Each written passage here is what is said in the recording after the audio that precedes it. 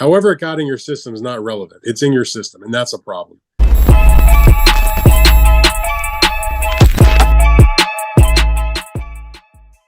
This is Jonathan Agger, Fifth Pro Boxing Fans, joined by journalist Dan Rafael over Zoom, a week on from what happened in Las Vegas. Dan, Crawford stopping Errol Spence. We will get onto that in a minute, but obviously the breaking news, as we record this at 6 p.m. UK time, is that Dillian Whyte returned an adverse analytical finding as part of a random anti-doping protocol.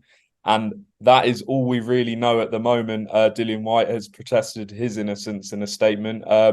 What's your reaction to the news that you found out this morning? I mean, like anybody, I think just disappointment. You never like to see this happen in boxing or any sport for that matter. You don't like to see it have upheaval. I mean, one positive drug test puts a lot of anxiety and a lot of problems. It makes a lot of issues for everybody, not just the boxer that's accused, but for his opponent, Anthony Joshua, for all the fighters and their teams that are prepared to fight on this undercard, certainly for Matchroom Boxing and what they're dealing with, trying to keep the show alive. Obviously, there's thousands and thousands of people that have purchased tickets to go to the event who are not sure if they want to continue to.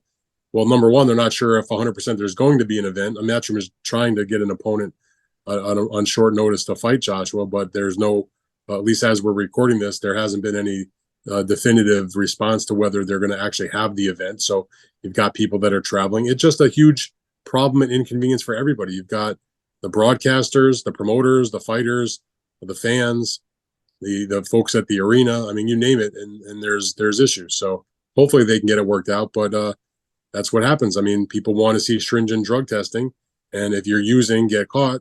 And when you get caught, there are consequences, and sometimes that inconveniences a lot of people because it causes what's happening right now, potentially a show to be brought down or uncertainty for however many days until they can figure it out. Now, the statement said that, VADA informed Matchroom, Association of Boxing Commissions, and the British Board of Control, but not the fighters this time. Is that a change in protocol? Because I saw some people online say that on Twitter today. Is that a difference in sort of how previous tests have been reported?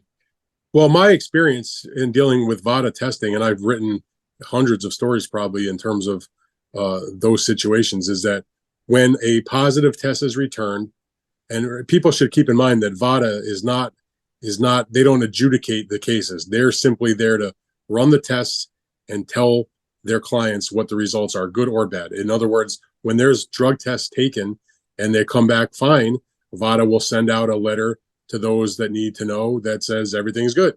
And in this particular case, they send out one that says there's an adverse finding. So they're not making a judgment. They're not doling out a punishment or that sort of thing. They're just providing the factual information of what occurred. And typically the way that happens is when those tests come back, positive or negative, they send a email to the promoter of the event, to the Association of Boxing Commissions, whatever the relevant commission is in the country where the fight's taking place, in this case, the British board. And they also will copy typically a person identified as the person that should receive these emails on the fighter's team, whether could be a manager, could be, whoever the fighter says should get the email. So I don't know, Matchroom Boxing made their statement, but that doesn't mean that VADA didn't follow its normal course of doing things, which is to send the same email identifying that there was an adverse finding to whoever Anthony Joshua or Dillian Whyte specified should receive it. It could be, like I said, it could be the trainer, it could be the manager, it could be, their mom, it could be their lawyer, it could be anybody. But somebody on Team Joshua and somebody on Team Whyte most likely also received the notification. And then Dillian, of course, was informed by whoever received that or by Matchroom or whatever. But, I don't think that VADA has somehow suddenly altered its protocols that they've used for, as long as they've been in existence. And then obviously, as this is recording, I'll make the point that we don't know what the substance was. But how long does this, in your experience, normally take for, more information to come out about this? Well, VADA is not the type of organization. They don't necessarily go out there and put out a press release or tell people what it is. It's kind of up to us as media to figure it out. So I've sent out some text messages and some emails to people that might have an idea just to check with them and see what they've heard. And so far, I've not. I've either gotten back. I don't know. I'm trying to find out also, or people that just haven't responded at all. Suffice to say, whatever ends up happening, at some point, the substance that he is accused of testing positive for, somebody's going to break it or leak it, or it will come out. So, in terms of how Matchroom acted, swiftly cancelling the fight next weekend, did they have any other choice, in your opinion? I mean, Dillian said he's disappointed that he wasn't able to sort of, the whole situation wasn't able to play out and things like that. There's nothing. You know what? That's such a load of shit. There's nothing to play out.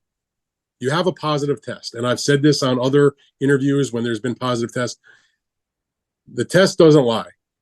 However it got in your system is not relevant. It's in your system, and that's a problem. And yes, the fight should have been canceled. And no, Dillian Whyte, he's going to have his opportunity if he wants to have the B sample tested. He can make his case, but the time is too short at this moment, 6 days away from the fight, to go through some kind of major upheaval when you've got a lot of other things that have to be dealt with, like the rest of the show. So, and I might have some more compassion in a different moment in time, but let's all keep in mind, and again, I'm not trying to say he's guilty because I don't know the specifics and we haven't seen what the substance is or all that. But the reality of the situation is this is now the third time in Dillian Whyte's career that he's had a adverse finding or a positive drug test, and they are not related to the same incident. I have made the point before, if you are in a VADA testing program and they come and they test you on Monday, and then they come back and they test you on Thursday, and then they come back and test you the following Tuesday, and you test positive all three times, they could really all be related to the same moment of consumption. This is not the same case with Dillian Whyte. Dillian Whyte failed a test back in 2012, I believe it was. But after a 6-round fight years ago, he had the situation that came up with the Oscar Rivas fight that was in 2019, where he got off on a technicality, and now we have this situation. So they're not related to each other. So pardon me for not believing him. And obviously, you reported earlier today that Matchroom are seeking a replacement opponent for Joshua next Saturday. A lot of calls from sort of prominent people in boxing suggesting Derek Chisora. I imagine that's not a fight you're desperate to see, but what do you make of that? I wasn't desperate to see the rematch with Dillian Whyte. I mean, I'm okay with it, but it wasn't like I had to see it. Look, I mean, Derek Chisora has always been a fan favorite. The British fans love him over there.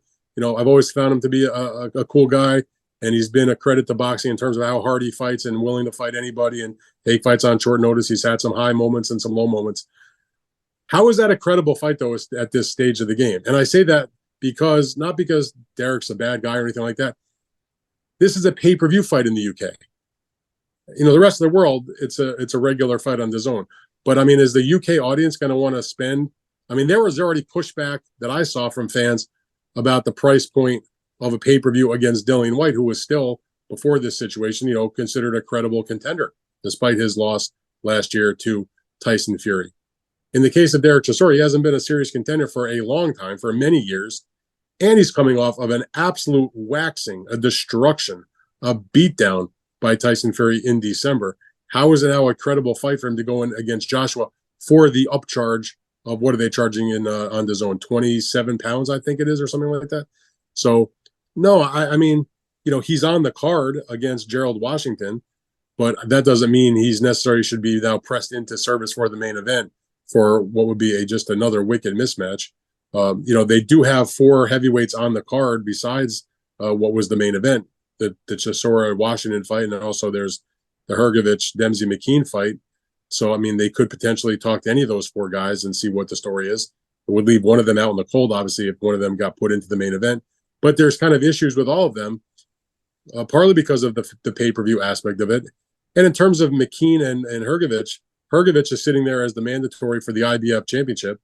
So the question is, does he want to risk that against Joshua? Because that's a dangerous fight. Is Joshua willing to take an opponent of that level on short notice when he's trying to punch his way into the Deontay Wilder fight that's far down the road to being squared away to take place probably December or January. He would still have to beat Dillian Whyte, which was, its own mountain to climb. Hrgovic, for my money, is probably even a tougher fight than that. I don't know if Joshua on a week's notice wants to suddenly switch up and go with Hrgovic, and I don't know what the appetite for Hrgovic is to risk his gamble, to gamble his mandatory position. You got to figure out what the money is going to be. Is obviously Hrgovic wouldn't fight Joshua for the same money he was being paid to fight against McKean. And then in terms of McKean, same situation. Can you really put him in a pay-per-view main event? That seems kind of a bridge too far. And then with the other fight, we already discussed the issues with Chisora. Gerald Washington, sort of the same situation. He's been on a losing skid pretty much. He's sort of near the end of his career. Great athlete, good guy. Fought for the title against Deontay Wilder. So the one silver lining, I suppose, if they decided to use a Gerald Washington, at least the fans could in some way, shape, or form, even though they've been years apart, measure how does Joshua do against Gerald Washington compared to the way Deontay Wilder did. Deontay stopped him years ago, but I don't know if that's enough to make it worthwhile for anybody to, want to buy a pay-per-view. So Matchroom's got some problems here. I mean, there's no doubt about it. I feel bad for them because they try to put on a good event.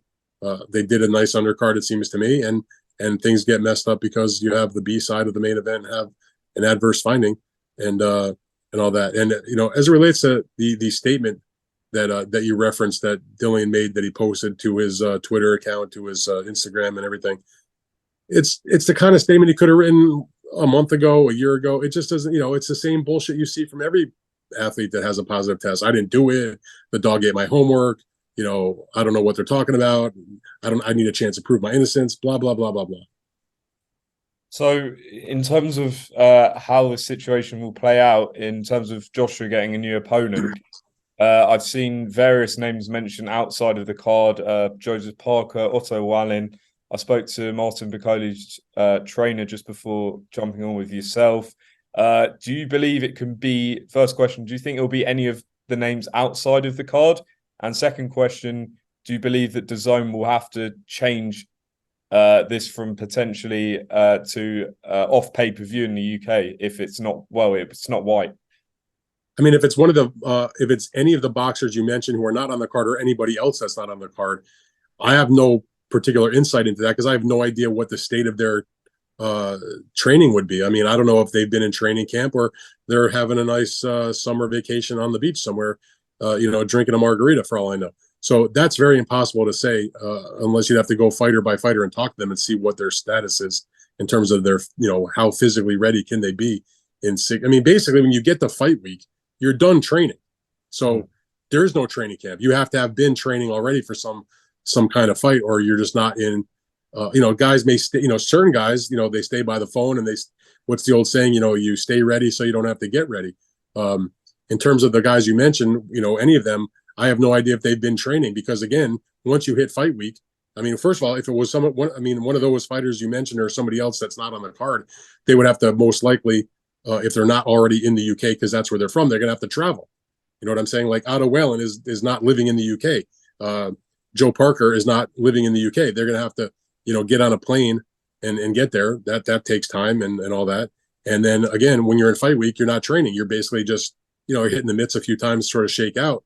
The one benefit in terms of when this situation occurs in a heavyweight fight is guys don't have to make the weight. I mean, it's whatever you weigh, fine. But so it's hard to say. I mean, they're going to have to go through their list and see who they can get, what kind of money they're willing to fight for on short notice. Obviously, the closer the fight goes, the higher the price gets. Again,